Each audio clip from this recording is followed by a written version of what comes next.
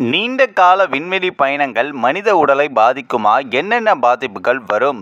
Sunita வில்லியம்ஸும் Butch வில்மோரும் தற்போதைய பயணத்தின் ஒரு பகுதியாக விண்வெளியில் 288 நாட்கள் செலவிட்ட நிலையில் பூமிக்கு வந்துள்ளனர். இந்நிலையில் தான் அவர்கள் 9 மாதங்கள் விண்வெளியில் இருந்ததால் அவர்கள் பூமியில் உடல் ரீதியாக பெரிய அளவிலான சவால்களை எதிர்கொள்ள வேண்டியிருக்கும்.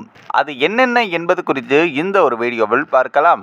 நீண்ட கால விண்வெளி பயணங்கள் மனித உடலை எப்படி பாதிக்கும்? சுனிதா வில்லியம்ஸும் புட்ச் வில்மோரும் 9 மாதங்கள் பயணத்தை முடித்து திரும்பியுள்ளார்கள். இந்த கேள்வி மீண்டும் பெரிய விவாதமாக மாறியுள்ளது.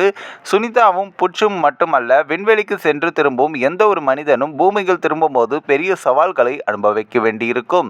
சுனிதா வில்லியம்ஸும் மற்றும் புட்ச் வில்மோரும் தற்போதைய ஒரு பயணத்தின் பகுதியாக 288 நாட்கள் செலவிட்டனர். முந்தைய பயணங்களில் சேர்த்தால் சுனிதா வில்லியம்ஸ் 605 நாட்களுக்கு மேல் விண்வெளியில் செலவிட்டுள்ளார்.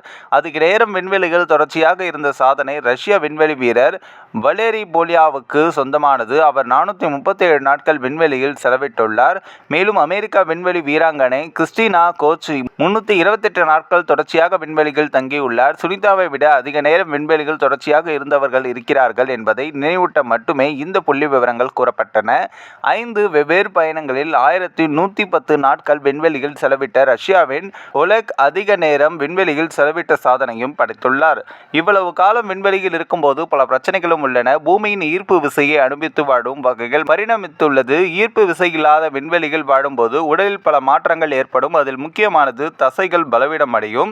மேலும் ஈர்ப்பு விசை இல்லாத இடத்தில் நேராக நிற்கவும் நடக்கவும் அதிக தசை பலம் தேவையில்லை. எனவே 3 முதல் 6 மாதங்கள் வரை விண்வெளியில் செலவிட்டால் உடலில் உள்ள தசை நிறை 30% வரை குறையும் என்று ஆய்வுகளும் கூறுகின்றன. அதோடு சேர்த்து கால், கழுத்து மற்றும் முதுகு தசைகள் முக்கியமாக பலவீனமடைகின்றன. எலும்புகளும் இதே போல பலவீனமடைகின்றன. ஒரு குறிப்பிட்ட அளவிற்கு இது இரண்டையும் சமாளிக்க நாசா உட்பட விண்வெளி ஏஜென்சிகள் சரியான திட்டத்தை வகுத்துள்ளன. விண்வெளிக்கு செல்வதற்கு 1 வருடம் முன்பே இதற்கான ஏற்பாடுகளும் தொடங்கும்.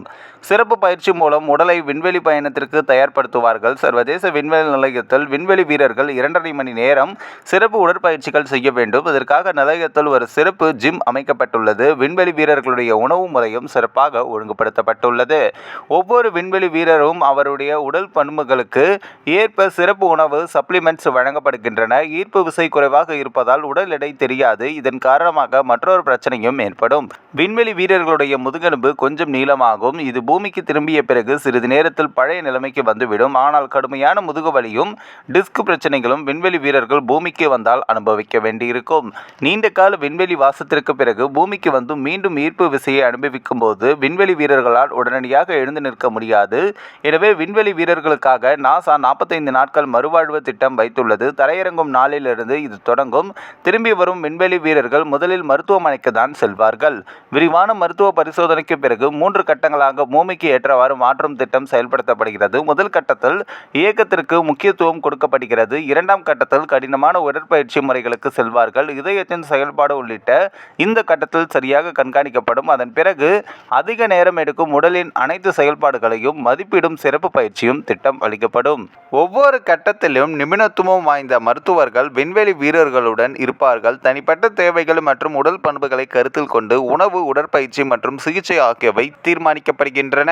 இந்த ரிஸ்கை விண்வெளி வீரர்கள் எடுத்தே ஆக வேண்டும். ஏனென்றால் எதிர்காலத்தில் மற்ற கிரகங்களுக்கு செல்ல வேண்டுமென்றால் பல வருடங்கள் விண்வெளி பயணம் செய்ய வேண்டியிருக்கும். அதற்காக திட்டங்களை வகுக்க இந்த விண்வெளி வீரர்களின் அனுபவங்கள் விஞ்ஞானிகளுக்கு உதவும். இந்த ஒரு வீடியோ குறித்து உங்களுடைய கருத்துக்களை நீங்க மறக்காம கமெண்ட்ஸ்ல சொல்லுங்க. நம்ம ஏஷியா நெட் நியூஸ் தமிழையும் தொடர்ந்து ஃபாலோ பண்ணுங்க.